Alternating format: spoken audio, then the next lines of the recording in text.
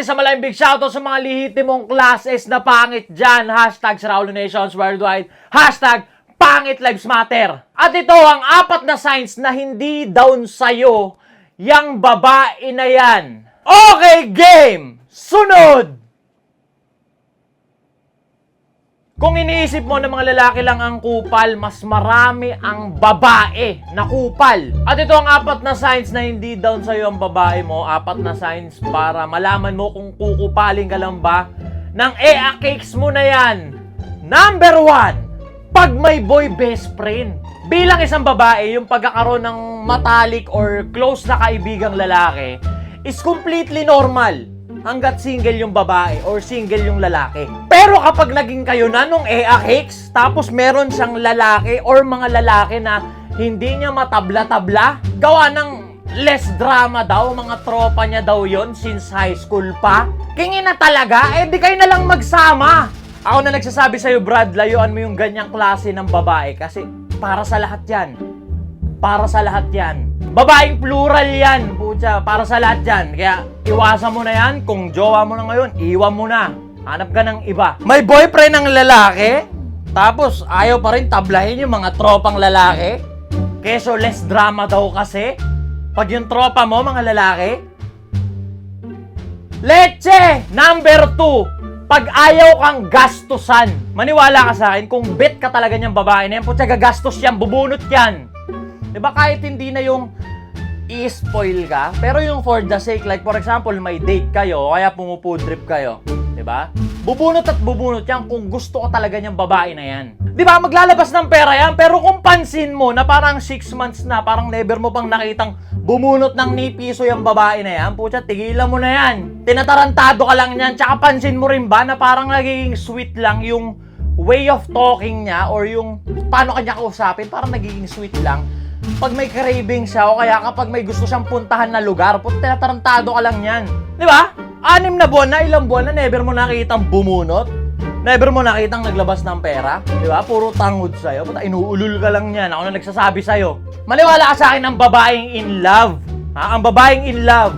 Lahat gagawin yan. Nagpapaka-sugar mommy pa nga yan, madalas eh. Makita lang nila na masaya yung man nila. Di ba? Binibilang regalo or kung ano man. Di ba? Gagawin lahat, makita lang nila na napapangiti nila yung lalaki nila. Kaya kung yung EA cakes mo, ilang buwan na, never mo nakitang bumunot ng pera, tinatarantado ka lang yan. Di ba? Nagpapalibre lang sa'yo yan. Pero sa mga lalaki dyan, huwag nating kalimutan na bilang isang lalaki na dapat tayo talaga yung mas may resources. Tayo yung may pera kumpara sa babae. Okay? Dapat yung mga babae may sarili din silang resources. Alright? Pero bilang mga lalaki, tayo yung dapat na merong mas may resources compare sa mga babae.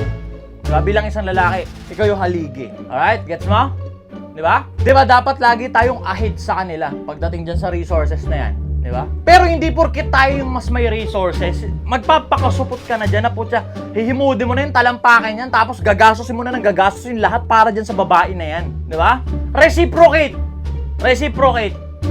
Pag wala sang nilabas, huwag ka rin maglabas. Check the intentions. Diba? Pag walang pagmamahal na binunot, huwag mo rin ratratin ng pagmamahal. Gets mo ba? Kasupot. At ang number 3 sa listahan, kapag ayaw magpaisa. O, teka lang, relax. Relax!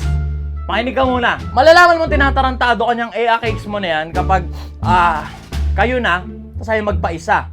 Tapos, alam mong hindi naman siya virgin, may mga naging ex na siya, sa madaling sabi, hindi na siya virgin, may body count na siya, tapos ayaw niya magpaisa sa'yo. Kaya maniwala ka sa akin, ang babaeng kursunada niya yung lalaki, kahit mamaya magpapaisa yan eh. Diba? Ilang buwan na, lintik na yung sacrifices mo, lintik na yung effort mo, ayaw magpaisa, hindi ka kursunada niyan, tinatarantado ka lang yan.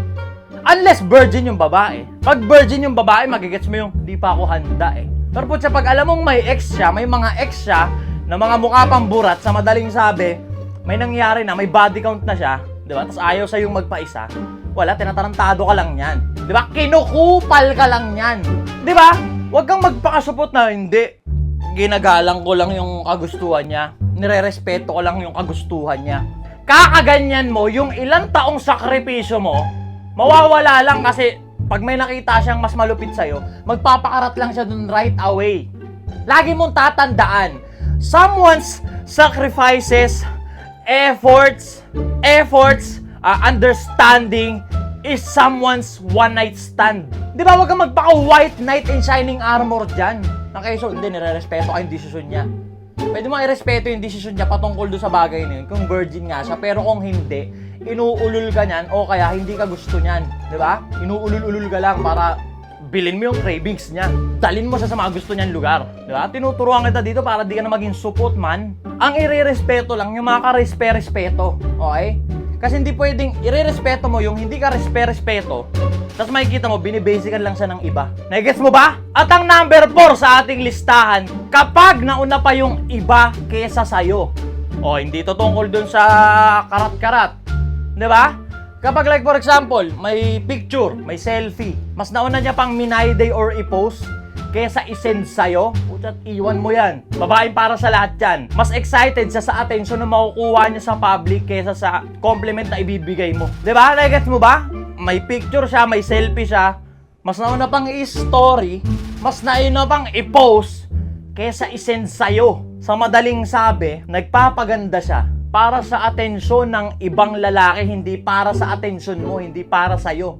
Pag sinabi na hindi, nagpapaganda ako para sa sarili ko. Di ba? Para sa sarili ko.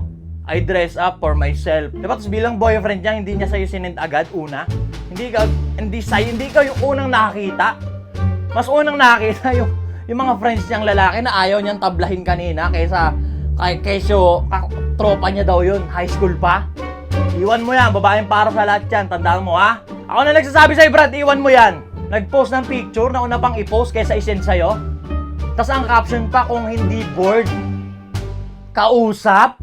Paano naghanap ng kausap, tapos bored daw siya, knowing na may boyfriend siya. Iwan mo yan.